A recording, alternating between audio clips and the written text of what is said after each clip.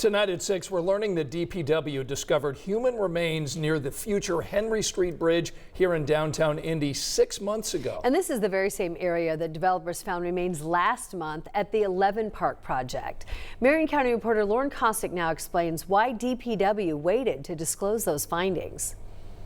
These 25 acres of land used to be home to the city's first public cemetery, and now it will be home to 2 new developments. But concerns over human remains have the city rethinking how it operates. The latest remains were found in July as crews did utility work for the Henry Street Bridge, a project happening right next door to the $1 billion 11 Park development.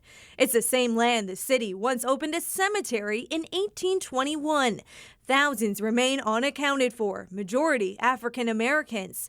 Eunice Trotter with Indiana Landmarks said she just learned about the discovery recently. The information is kind of dribbling out as these finds are made, which is a reason that we really want to have some public monitoring, if you will, of what's going on out there. This is why the city is announcing a community advisory group to help establish a reporting process, which Trotter is a part of.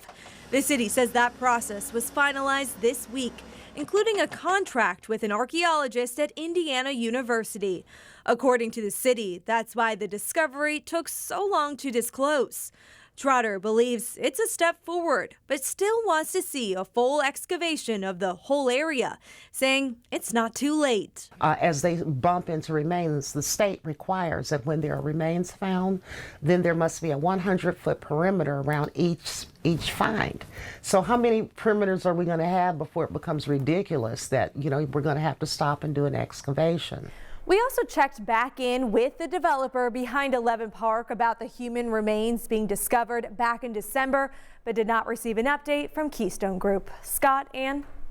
All right, Lauren, thanks so much. The Henry Street Bridge construction hasn't officially started. The crews that made that discovery are just prepping for it. This project will connect the cultural trail to the Elanco headquarters. That's where the former GM stamping plant was located. In fact, you can find renderings of this final project and learn the history of Green Lawn Cemetery by going to WTHR.com, or you can also go to the WTHR app.